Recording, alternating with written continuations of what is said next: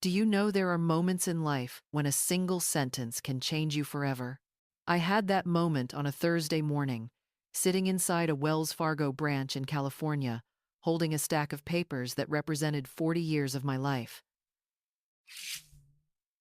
My name is Amy, 64 years old.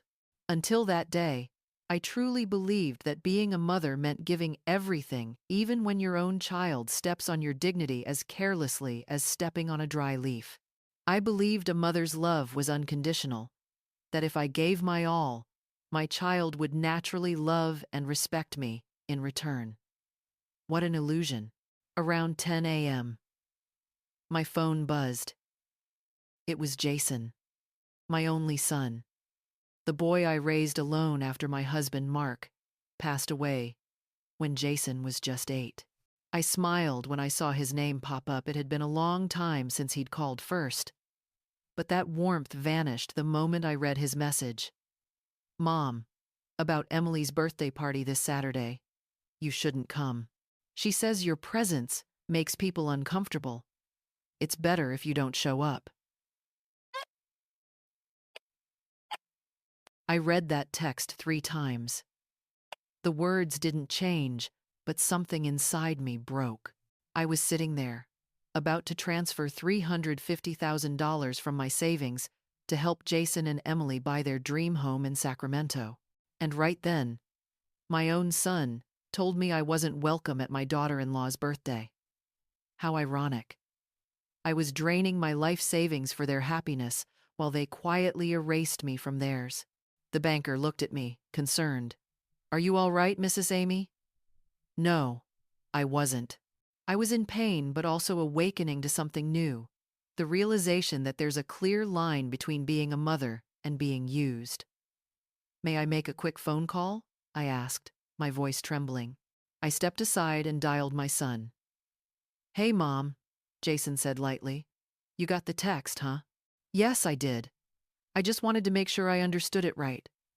Don't be upset, he said, as if soothing a child. Emily's just a little stressed. There'll be lots of her friends and coworkers. You know how particular she can be. Particular, I repeated bitterly, meaning she doesn't want her out-of-place mother-in-law there, right? That's not it, Mom. It's just, they're a different crowd, a different class. Emily's worried you might feel uncomfortable. Uncomfortable? You think I don't know how to behave around people? Mom, don't make this a big deal. Emily just comes from a more traditional background, a different lifestyle. Different? Or simpler? I asked coldly. You'll understand, he said with relief. How about lunch Sunday, just the 3 of us, more private? Sure, Jason. I hung up and sat there, watching people rush in and out of the bank, all of them busy building their dreams. And me? I was about to hand over everything I had to a son who now treated me like old furniture taking up space. And then, something inside me shifted. It felt like a fog lifting from my heart after years of blindness. I realized I wasn't the unconditionally loving mother I thought I was. I was the conditionally useful mother. I went back to the counter, feeling unusually clear-headed. I've changed my mind, I said. Excuse me? The banker asked. I want to cancel the entire transaction. But all the paperwork is complete. The real estate company is waiting for confirmation. This is a transfer of $350,000. I know. Cancel it. Are you sure? There might be a penalty or a small fee. I'm completely sure. May I ask why? May I ask why? I smiled for the first time that morning because I just realized I deserve to be treated with respect. As the banker retyped the request, my mind drifted back 30 years to little Jason doing homework at the kitchen table while I sewed late into the praise night to pay his tuition. Mornings when I delivered clothes half asleep. Weekends sacrificed so he could learn English, buy books, and chase dreams I could never afford. I'd given him everything so he'd never go without. Mom, when I grow up, I'll take care of you, he once said at 10. watching me stitch with tired eyes. "I don't need you to take care of me. Sweetheart, just love me," I'd replied. How naive I was. I thought love meant gratitude, respect, connection. But now I understood to him. Love was just politeness wrapped around every time I wrote a check. "It's done, Mrs. Amy," the banker said. "The transfer's canceled. Your funds are still in your account." I nodded. "Thank you." I walked out of that bank feeling something strange, not relief, not sadness, but as if I'd just woken from a long dream. Or maybe from a carefully crafted nightmare, where I had been the leading role in my own sacrifice. I sat in my car for a few minutes, just to take a deep breath. Looking down at my phone, I texted Jason. "It's okay, honey. Hope you both have a great party." That was it. No blame, no explanation, no pleading. Just the quiet acceptance of a painful truth. I was no longer welcome in his life, unless my wallet was open. I drove back to my small house on the outskirts of Sacramento, my heart heavy with the realization of all the signs I had ignored for years. The visits that grew fewer, the important gatherings I was never invited to, the conversations where I felt like an outsider in my own son's world. I remembered last Christmas, when I showed up at their house with a full holiday dinner, every dish cooked by hand over 2 long days. Emily opened the door with a stiff smile. "Oh, Mrs. Amy, you really didn't have to. We already ordered catering. Now there's too much food." Too much, as if my love and care had an expiration date. I also remembered the time Jason introduced me to a coworker. She raised me alone and worked day and night to put me through school. She's a seamstress, as if it were something shameful. The saddest part was realizing that this belittling happened slowly, almost invisibly like water, wearing down a stone, one drop at a time. First it was, "Mom, that place isn't really your kind of crowd." Then, "Mom, the event's pretty formal.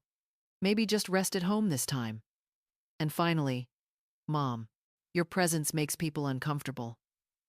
When I got home, I sat on the porch, the same spot where my husband, Mark, used to read the newspaper every Sunday morning. If he were still alive, he'd probably scold me for taking so long to wake up. "Amy," he used to say, "you have too good a heart. Just be careful, people will take advantage of that." Mark always knew my weakness, believing that love meant acceptance, forgiveness, endless giving. He tried to teach me that loving myself mattered too, but I used to think that was selfish. Now I understand he was right. There's a very thin line between being generous and being foolish, and I crossed it long ago. The phone rang around 2 p.m. It was Jason, probably after hearing from the real estate company. "Mom?" they just called.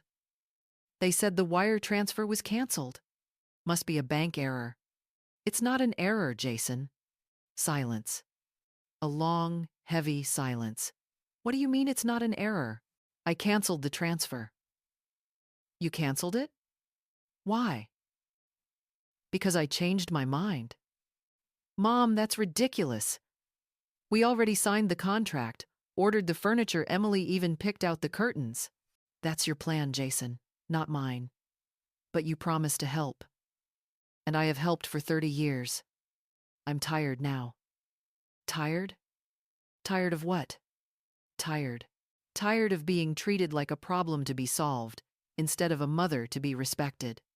The silence on the other end told me he understood the connection between that morning's text and my decision. "Mom, the party has nothing to do with this. They're two separate things." "No, Jason. It's all connected to how you see me and how you treat me. We treat you well. No, you tolerate me. That's not the same. Mom, that's not fair. What's not fair is getting a text excluding me from the family on the same day I was about to hand over my life savings to buy you a house." "But Mom, those are two different things." "No, son. They're the same about respect, gratitude, and acknowledgement."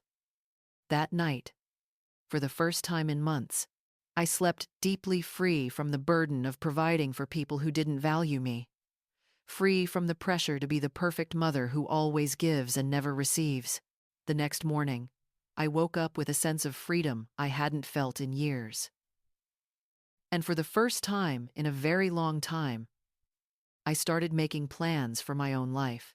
To understand why that message had hurt me so deeply, I have to go back to where it all began, the moment I became a single mother and had to learn to be two people at once, a hard-working provider by day and a gentle, loving mother by night. Jason was only 8 when Mark left us, not because he wanted to, but because fate decided otherwise. A sudden heart attack struck while he was mowing the lawn on a Saturday morning. Jason was playing with his toys on the porch when he heard the thud. He ran inside shouting, "Mom, Dad fell down." I ran out to the yard, but it was too late. Mark lay there among the rows of sunflowers he had planted, his face peaceful as if he were simply asleep, only it was a sleep he would never wake from. The months that followed were filled with questions that broke my heart. Why doesn't he call me? Did I do something wrong? Did I do something wrong?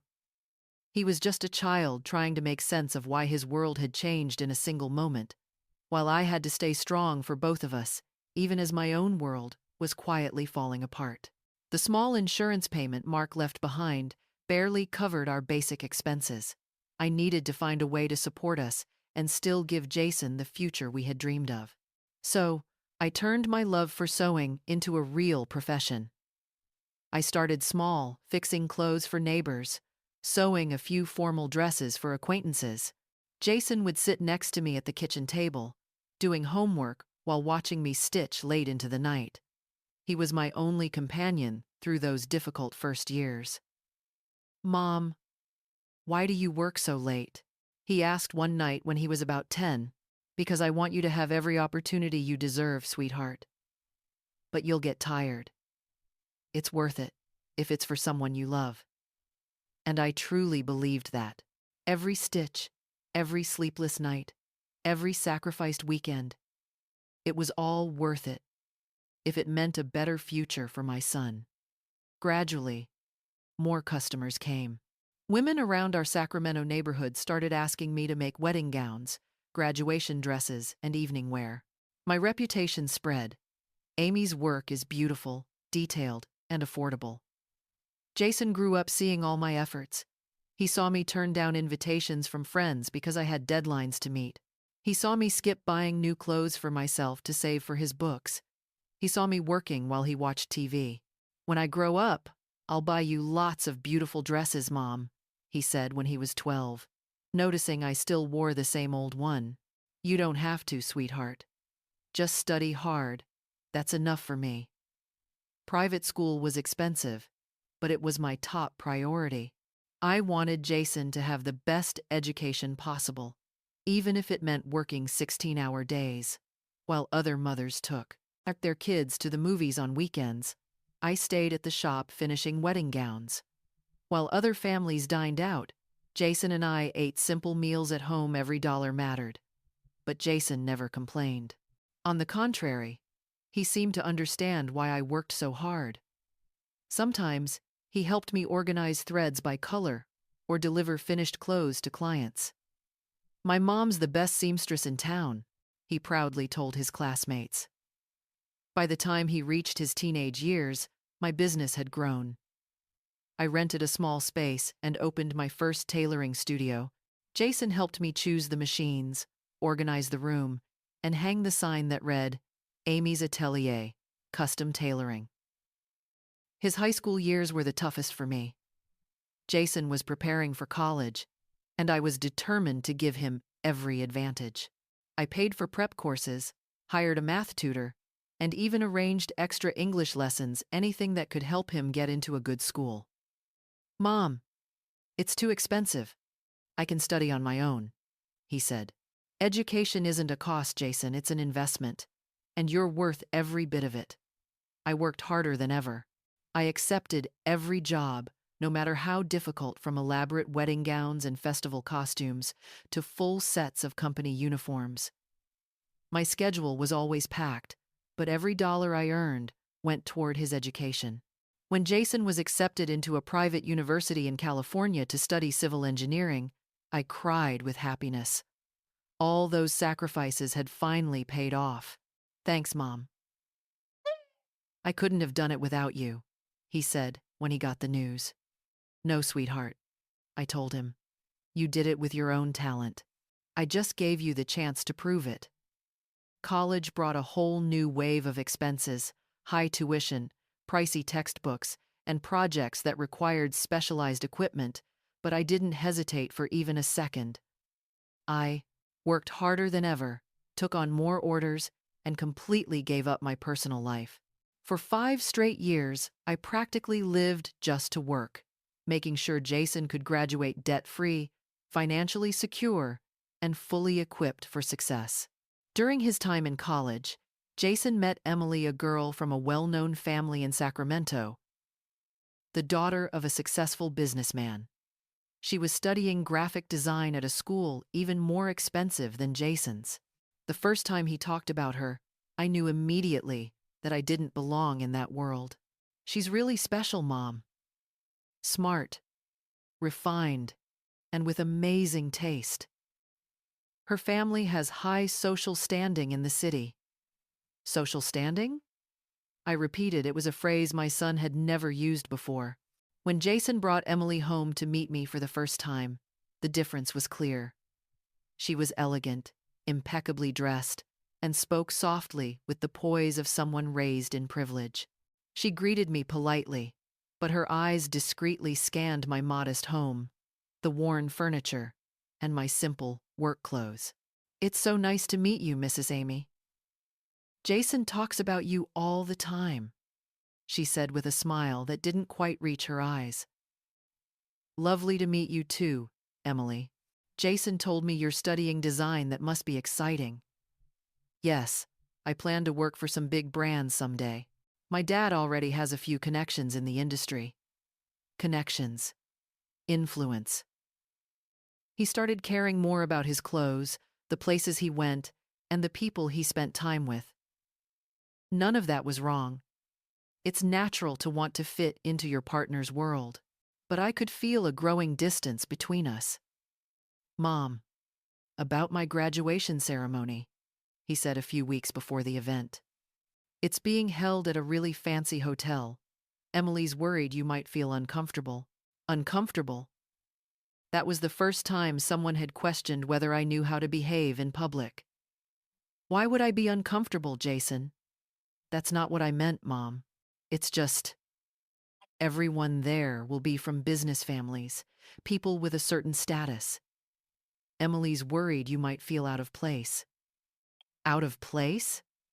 As if I've never left the house? Jason, that diploma was paid for by my hard work. I think I've earned the right to be there. Of course, Mom.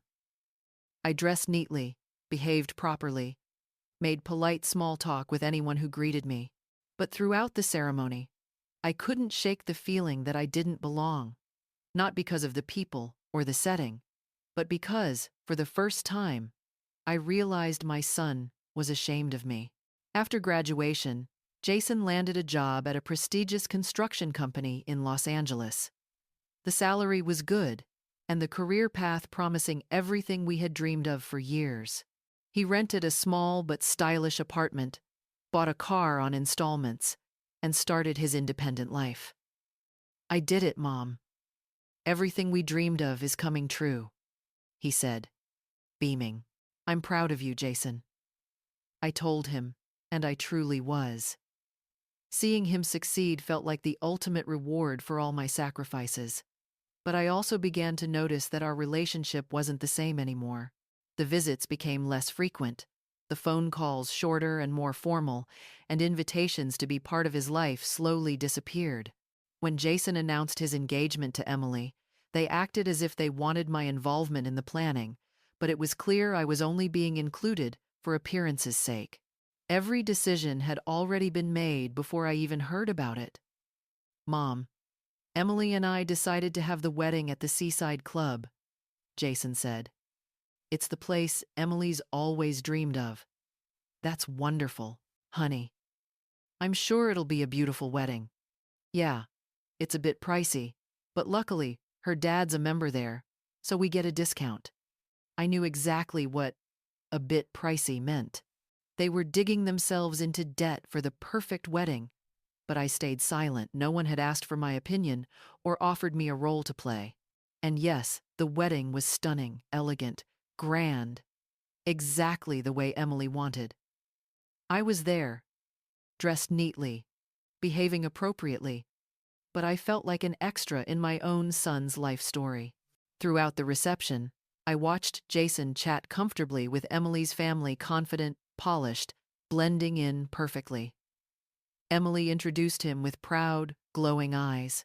The man I saw before me wasn't the same boy I had raised. He was a version of Jason that belonged to someone else's world, not mine. After the wedding, things changed completely. The visits grew even rarer, out of obligation more than affection. Jason called once a week, his voice distant, polite, stripped of warmth. Emily was always courteous, but never genuine.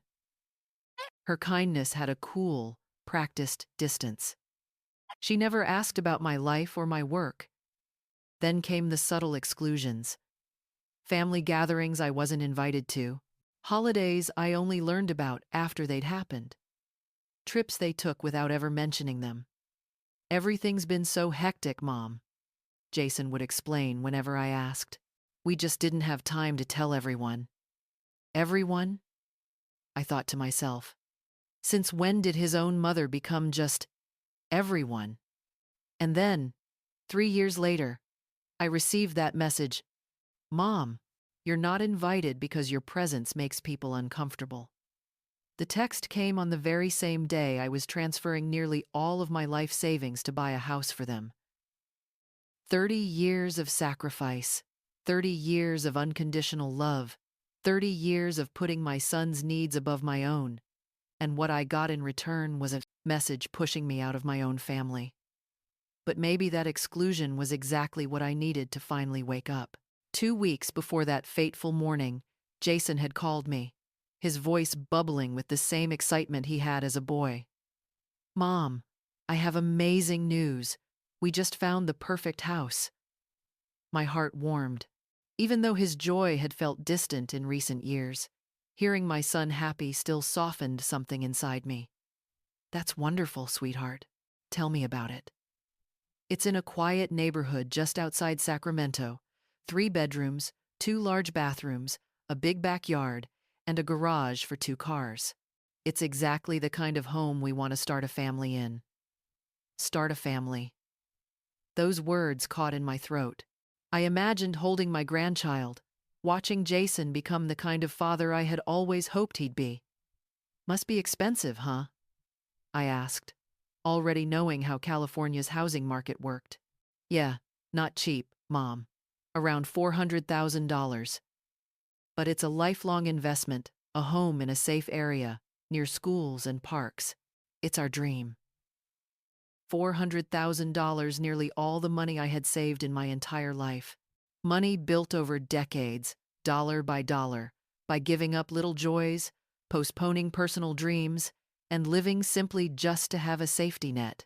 That's a big amount, I said, trying to keep my voice steady. I know, Jason continued. The problem is our income isn't high enough to qualify for the full mortgage. The bank requires at least $300,000 as a down payment to approve the rest at a good rate. $300,000? Almost everything I had. Do you two have that much saved? No, Mom. We only have about $50,000.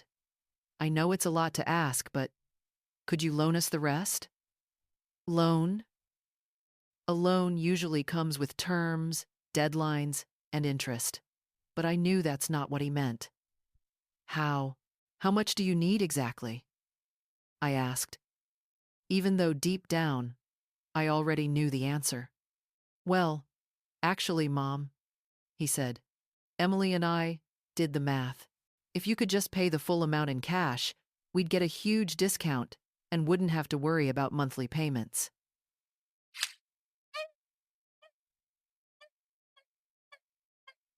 $400,000? I repeated. That was every penny I owned. I know it's a lot, Mom, but think about it. This is an investment in our family's future. Once we're more stable, we'll make it up to you. Make it up to me how? I thought to myself. Empty words. No real promise, not a loan, but a gift disguised as one. What if something unexpected happens to me? What if I need that money for medical bills or an emergency? Oh, Mom, you're healthy. And you've got us. We'll always be here for you. We're family, right? Family, a word he only seemed to remember when he needed something. Let me think about it carefully, Jason. Of course, Mom. I understand. But the realtor can only hold the house until Friday. After that, someone else will buy it. We need to act fast. I recognized that tactic immediately. False urgency, a classic pressure move. But it stung deeply, coming from my own son. All right, honey. I'll think it over and get back to you. Thanks, Mom. I knew I could count on you. Emily's going to be so happy to hear you're considering it. For the next 2 days, I wrestled with myself. 40 years of hard work, my entire life, all sitting in one bank account about to be emptied to fulfill someone else's dream. But it was my son, the boy I had raised alone, the center of my world. By Thursday morning, I made the decision I thought was right at the time. Jason, I'll help you too. His joyful cheer on the other end of the line made my heart melt. It had been so long since I'd been the reason for his happiness. Mom, you're amazing. I love you so much. I just want to see you happy, sweetheart. Emily won't believe it. We've been stressing out for weeks, but now everything's perfect. But promise me one thing, okay? What is it? 1. Promise that you'll think of this house as our family's home, a place full of love, and that you'll always be part of it. Of course, honey. How could I possibly think otherwise? That weekend, I gathered all the paperwork, met with my accountant to ask about the tax procedures for such a large transfer, and went to the bank to start the process. Jason called me every day, his voice bright and full of excitement. Mom, Emily's already picking out furniture. She's got such great taste in decorating. That's wonderful, honey. I'm sure you two will make the house beautiful. We're also planning a big housewarming party once we move in. It's going to be amazing.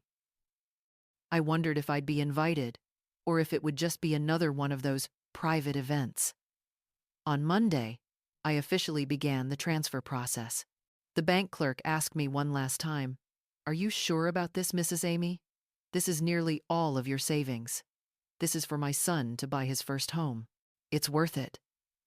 "It's wonderful that you can help like this," he said. "Truly admirable." I could only hope it really was. On Tuesday, Emily called me only the second time in her life she'd ever done so. "Hi, Mrs. Amy. How are you?" "Thank you, dear. And you?" "I'm good. I just wanted to tell you something small." "Go ahead, sweetheart." "This Saturday is my birthday, and it just happens to be the same day we get the keys to the house. What a coincidence, right?" End of this. That's wonderful. 2 celebrations in one day. Yes. So we're planning to throw a little party to celebrate both. Of course. Can I help with anything? Oh, no need, thank you. Actually, we're hosting it at the Lakeview Club. Oh, that's fancy. I'm sure it'll be a beautiful party. Yes. It'll be small, just people from our circle. Our circle? I thought not mine. But the next day, we'd love to take you to lunch, just the 3 of us. Something cozy and more personal. Of course, sweetheart. Thank you for understanding, Mrs. Amy. You're always so gracious. Yes, I was always the understanding one. Always accepting. Always silent. Always satisfied with scraps of respect. I hung up. My heart tight, but I told myself it was fine. Emily had every right to choose her own guest list. Young people prefer celebrating with friends. It made sense, didn't it? So, that Thursday morning, that fateful morning, I drove to the bank to finalize the transfer, $350,000. I had even negotiated a small discount for paying in full, and that's when Jason's message came, the final straw. In that moment, I didn't just cancel a financial transaction, I canceled years of quietly enduring disrespect. I revoked the permission I had unknowingly given permission for others to treat me like a second-class citizen in my own son's life. I let go of the illusion that unconditional love means accepting humiliation. Everything that came afterward was simply the consequence. 2 hours later, my phone rang again. It was Emily. Her voice was shaky, almost pleading. "Mrs. Amy, it's Emily. Can I talk to you for a moment?" "Go ahead, Emily." "About the transfer," Jason told me. "There must be some misunderstanding." "There's no misunderstanding." "About the party. Maybe I didn't express myself well." "Of course you're invited. I'm truly sorry, it was my fault." How interesting. In just a few hours, I'd gone from unwelcome to honored guest. "I just said you're invited, because I don't want to go somewhere I'm not genuinely wanted, and you made that clear." "No, I didn't mean it that way." "Yes, you did." And Jason confirmed it with his message. "Mrs. Amy, please, we need this house. We've already sold our apartment, signed all the contracts." "You sold your apartment?" "Something they forgot to mention. I'm sorry for your situation. You can't do this to us. It's not fair." "Not fair, Emily? What's unfair is being treated like an ATM, good enough to pay, but not good enough to celebrate with." "That's not what I meant." "It's exactly what you meant. And I've had enough." On Friday morning, Jason showed up at my house unannounced. He looked exhausted, dark circles under his eyes, his face drawn and pale. "Mom, we need to talk." "Come in, Jason." He sat down on the sofa, the same spot where we had shared countless talks about dreams, struggles, and his future. "The company's fining us $15,000 for breaking the contract. And we lost the old apartment. The buyer already put down a deposit. And now we have nowhere to go." "Mom, I don't know what to do." "Find a place to rent, Jason. But with a broken contract on your record, I doubt you'll qualify for another mortgage anytime soon." I stayed silent, waiting to hear what he'd say next. "Mom, I know we were wrong. We hurt you." "Wrong and hurtful, yes, but more importantly, you disrespected me." "I know, and I'm sorry. I accept your apology, Jason. But accepting it doesn't mean things will go back to the way they were." "Why not?" "Because an apology can't erase years of behavior. You two only apologize when you need money." "That's not true, Mom." "It's exactly true. If I hadn't canceled that transfer, you'd be laughing at your party right now, raising a glass in the house I paid for while I sat at home watching TV alone." Jason lowered his head, unable to respond because he knew I was right. "What do you want us to do now, Mom?" "Nothing, Jason. I just want you both to face the consequences of your own choices." "But you've always helped us. And you've always treated that help like it was my duty, never as kindness, never with gratitude, never seeing me as part of the family I helped build." In the days that followed, the phone wouldn't stop ringing. Jason called every day, sometimes begging, sometimes guilt-tripping, sometimes promising to change, though we both knew he wouldn't. Emily even came to my house one Tuesday afternoon, her eyes red and her voice trembling, showing a humility I'd never seen in her before. "I came to apologize sincerely," she said, "and to ask if there's any way to fix things." "There isn't, Emily. Some things can't be fixed." "But you're family to us." "I'm only family when you need money." The rest of the time, I was just the troublesome mother-in-law. Weeks passed. Jason and Emily rented a small apartment in a much less upscale neighborhood than before. Financial pressure began to eat away at their marriage. The arguments became frequent, mostly about money and about me. 2 months after I canceled the transfer, Jason called again. His voice sounded completely different. Mom, Emily wants a divorce. I'm sorry to hear that. She says she can't take the financial stress anymore, and that I chose you over her. No, Jason.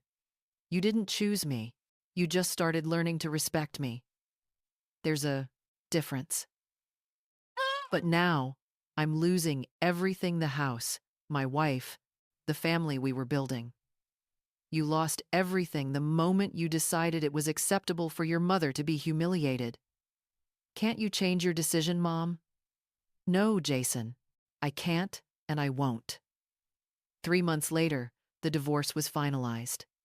Jason moved into an even smaller apartment, starting over from scratch. Emily went back to her parents' home. I watched it all from a distance. My heart ached, but my mind was at peace. I had finally understood that a mother's love doesn't mean accepting every kind of treatment. Sometimes, the greatest lesson we can teach someone is showing them that actions have consequences, even when that person is your own child. One Tuesday morning, I woke up with a clarity I hadn't felt in years. Looking in the mirror, I saw a 64-year-old woman who had finally stopped shrinking herself to fit into other people's expectations. The silence in my house no longer felt like loneliness. It was peace. No more phone calls filled with fake emergencies. No more pressure to justify how I spent my money or my time. For the first time in decades, my life truly belonged to me. I sat in the kitchen with my cup of coffee and my bank statement. $350,000 still there, growing interest. Money that had almost been thrown away on a relationship that made me feel small. I couldn't help but laugh at the irony. I had more money than ever before, and for the first time in my life, I felt no obligation to save anyone with it. The first thing I did was invest in myself, not out of luxury, but necessity. 40 years of hunching over a sewing machine had damaged my back and shoulders. I went to see a physical therapist and began treatment. I even bought an ergonomic chair for my workshop. You should have come in sooner, Dr. Henderson said during one session. Your pain is the result of years of overwork. I didn't have the time or the money back then. Now, I've realized that I deserve to be a priority too. That realization that caring for myself wasn't selfish, but necessary, felt liberating. I joined a fitness group for older women in Sacramento. There, I met others like me, women learning how to live again after decades of living only for their families. My daughter says I'm overdoing it. Rosa laughed one day during class. She says women our age should just stay home and take it easy. I told her. I said, this is the perfect age to finally live on our own terms. We've raised our kids, worked our whole lives. Now it's time to live for ourselves. My sewing workshop changed too. Without having to pinch pennies for every so-called family emergency, I invested in new equipment, renovated the space, and hired an assistant. The business grew naturally because for the first time, I was working out of joy, not obligation. Mrs. Amy, your clothes look more beautiful than ever, one of my regular clients said. What's your secret? My secret? I smiled. Now I sew with joy, not pressure. That's all. 4 months after Jason's divorce, I decided to fulfill an old dream. Traveling. Not to escape, but to celebrate freedom. I booked a cruise around the Caribbean, something I had always wanted, but never dared to do because my money was always reserved for someone else. You're going alone? My neighbor asked, a bit concerned. Yes, and I'm thrilled about it. Aren't you scared? I'm only afraid of one thing: reaching 70 and regretting all the things I never did. 10 days at sea, exploring new places, meeting fascinating people, sleeping peacefully without worrying about bills or family duties. For the first time in decades, no one needed me to help with anything. On the ship, I met Helen, a retired psychologist who quickly became a close friend. There's a glow about you, she said during dinner, like you've just been set free from something. You're right, I said. I've been freed from the obligation to be unhappy so that others could be comfortable. What do you mean? I spent my whole life believing that being a good mother meant giving everything, enduring everything, forgiving everything. But I realized that only made me someone easy to take advantage of. Helen nodded. That's so common, especially for women of our generation. We were taught to serve, not to live. Now I'm learning how to truly live. When I returned from the trip, Jason came to visit. He looked thinner, tired, with sadness in his eyes. Hi, Mom. I heard you went on a trip? Yes, I did. And it was wonderful. Can I come in? Of course. Jason sat down in the living room, quiet for a few minutes, taking in all the changes, new furniture, a few green plants, the paintings I'd bought during the cruise. The house looks different. It does. I finally invested in the place I actually live in. Mom, I want to talk. I'm listening. About everything, the divorce, the house, how we treated you. I sat still, waiting. I've realized a lot these past few months, he continued. I understand now that we always saw you as a safety net, not as a person. It was the first time I had ever heard him admit that. And what do you plan to do with that realization? I want to apologize sincerely. Not because I need anything, but because I know I was wrong. I accept your apology, I said. And what do you want now? I want us to start over, not as before, but with a new kind of relationship. I looked at my son, and for the first time in years, I saw real humility in his eyes. We can try, but there will be clear boundaries. What kind of boundaries?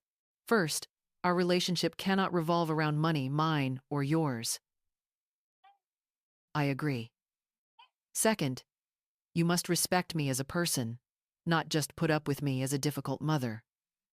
I agree. Third, if you want to be part of my life, you need to care about it sincerely, not just show up when you need something. I understand. And finally, I will not give up my plans or my life to solve someone else's problems, not even yours. He was quiet for a moment, then asked softly, So if I ever struggle, you'll handle it like an adult. And if you struggle, Mom, you can help, but only with your presence, not with money. That's fair. In the months that followed, we slowly built an entirely new kind of relationship. Jason visited regularly, always letting me know beforehand. We talked about work, plans, and lessons learned in life. He genuinely cared about my new life, and I only gave advice when asked, no longer the woman carrying everyone's financial burdens. How's work going, son? I asked one afternoon when he stopped by. It's been tough, Mom, but I've been taking on a few freelance projects to save up for a house. That's great. You're learning how to manage your finances. Yes, I've realized no one can solve my problems for me. You've learned well. A year after I canceled the transfer, I did something I'd never imagined doing. Not to find love, but simply for the joy of it. Mrs. Amy, you look radiant today, the instructor said. You look younger. I just stopped living for others and started living for myself.